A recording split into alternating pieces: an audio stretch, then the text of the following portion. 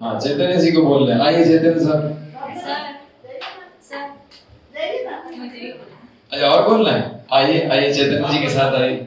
हाँ आइए, वही आपको यहाँ पर लेकर आए तो जरूर उनके साथ आप आइए और कुछ बोलिए। चैतन्य सर आइए।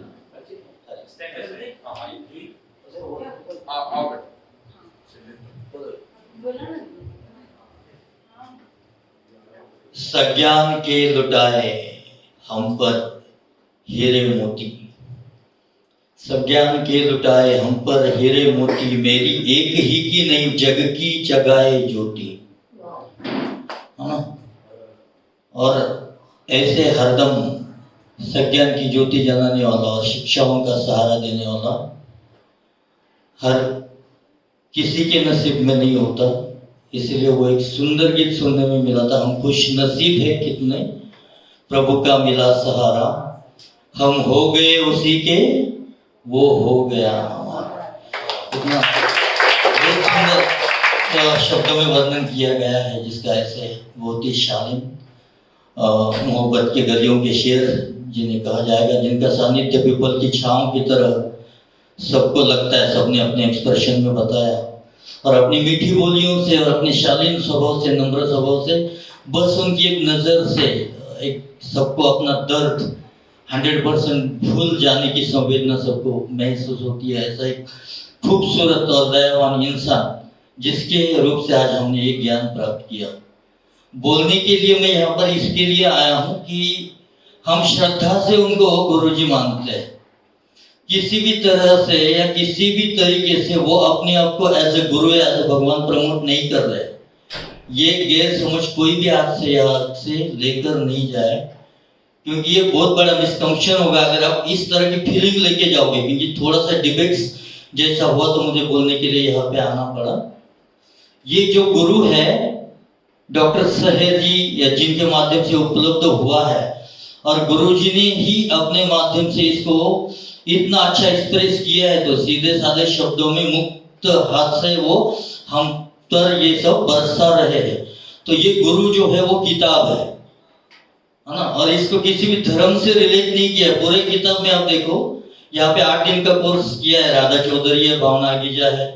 किसी 8 दिन के कोर्स में भी पूरे किताब में किसी भी धर्म का उल्लेख नहीं आया है, ना हिंदू, ना बुद्ध, बौद्ध, ना पारसी। हालांकि सहेर जी खुद पारसी थे, लेकिन उन्होंने इस किताब में खलील इब्राहिम, मुल्फक्र, कैपलर, जेम्स मैकेल्डनी, Patanjali, Iqbal, Nietzsche, Mao Tse, Confucius, वॉल्टीन, प्लॉटिन, इतने सारे लोगों के दाखले दिए हुए हैं। भागवत गीता कृष्ण का भी वर्णन किया गया है। तो यहाँ पे फिर वो प्रेषित की जगह पे भी उन्होंने धर्म का उल्लेख नहीं किया है ना।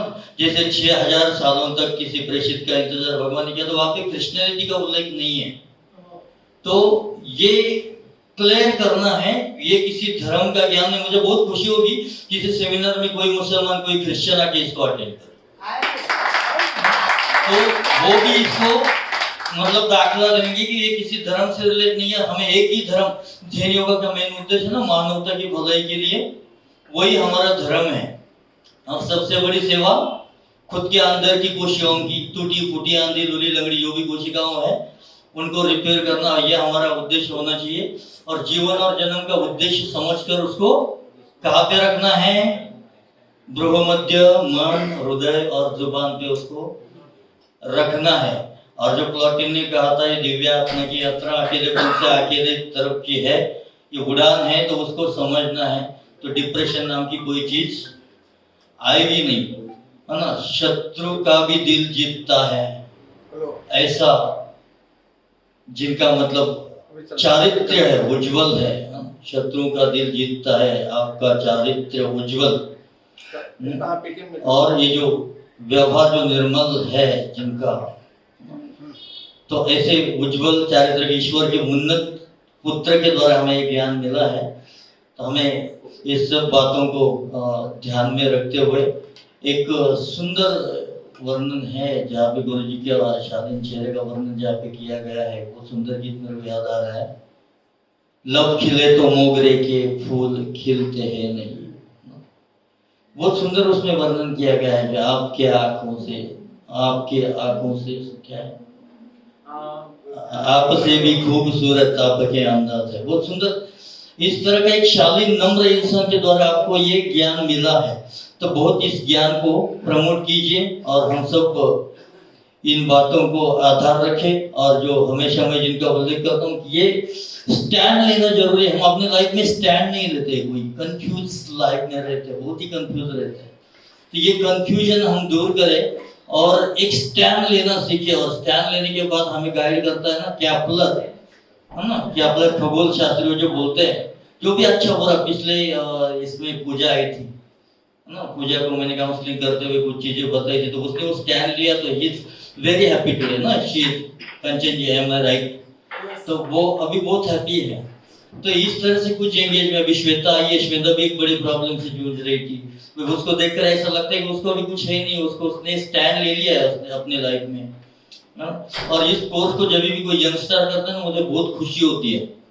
जैसे पहले बैच से मैं देखता हूँ ये रितिका है, प्रेरणा, अनीश है, निराल है, फिर वो पिछले बार भी 2-3 लड़कियां आई थी, अभी भी ये भाभी जी की बेटी आई है, जूही, नेहा है, पहचान है।